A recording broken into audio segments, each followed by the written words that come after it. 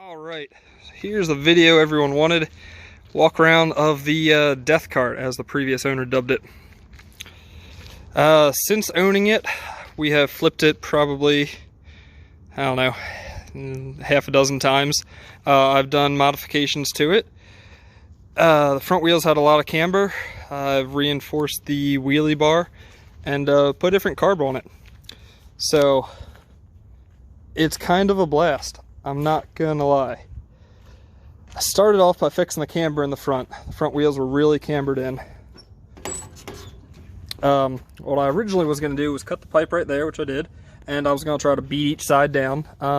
The box tubing, however, proved to be stronger than it looked, and it didn't want to beat it down. So I then cut it here, notched it, beat it down past the tubing, and then filled the hole with some weld. And then I used some old DOM tubing I had laying around, might have been chromoly, I don't remember, from my RX-7, and reinforced it. Unfortunately, right here, the steering column was in the way, so I just went from right there to there. I mean, it's added support, it's not great. And then my dumbass put a better foot bar on it, because the foot bar before hung down all the way to here, and on the first night I had it, it came down and was digging into this tire and wanted you to turn right constantly. So we cut that off right there and there. And yeah, then I put that support in right there, and then put this bar in and thought, man, shit, fuck me, I should have just went straight up to the bar. But, you know, live and learn, whatever.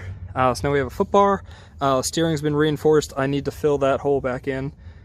Let's see, the first day we took it out, it actually has keys, and the keys were not in it, and apparently they need to be. The first night we took it out, no problems, we were running around maybe like 30 minutes or so, switching off, flipping it, having fun, being stupid, no issues. Second day we took it out, no keys in it again, and about 5 minutes in, the steering column locks up on me.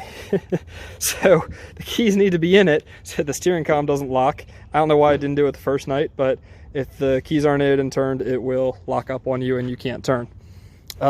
This is the headlight. It's also a good indicator if you're running or not, which should be obvious, but you know. This guy I need to get a spark plug cap for, because it doesn't really go on there, it just kind of slides on, then covered in electrical tape. So I need to get a spark plug top piece to screw onto that, or just a new spark plug actually would help. This is the throttle. It's really ergonomic for your hands. You go back on it, so you know when you're doing a wheelie and you're falling backwards, you just pull back more instead of going forward. I would like to convert this to a foot feed, because right now one of your hands has to be on that and one has to be on the steering wheel. He said it was out of an Excursion, the steering column, but I believe it's out of a old Volkswagen Bug. This is your e-brake. This is also reversed. Instead of pulling back on it, you need to push forward on it to lock up. So I quickly zip tied a spring onto it so it would come back. Prior, because of the weight, it would just hang forward and make it a bitch to push around. The carb is actually off my Honda Fat Cat because the carb that came on this was clogged. I went through it, it still didn't want to run right, and I just pulled it off the Fat Cat because it's also a 200cc Honda 4-stroke, and it runs and works great. The air filter's kind of just hanging on there. Not too worried about it. And this is your shifter. It's a semi-auto, so it's all back. I have gotten it into third. I haven't gotten into fourth yet. I think I've topped it out around 20 or so miles per hour. And then we'll come back here to the wheelie bar. When I got it, this wasn't on it, this wasn't on it, this wasn't on it.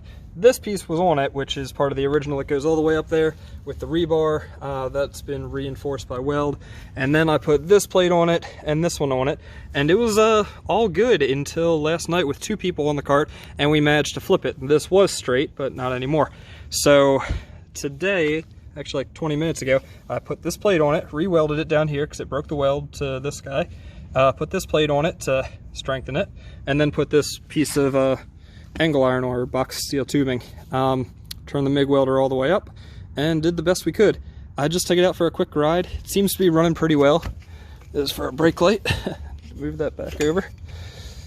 The only issues I'm having with it, I need to make a bracket for this guy to hang, is it's hard to steer when you're on the gas at all. You have to be completely off the gas, because otherwise there's no weight over top of the front wheels.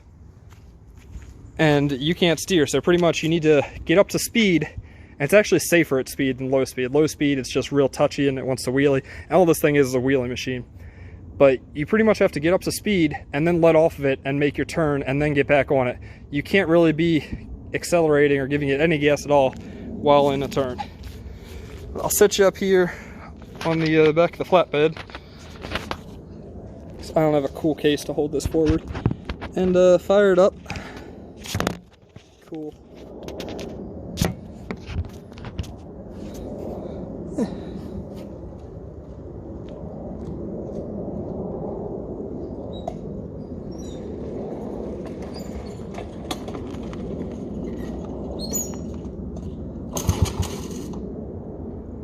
Kill switch.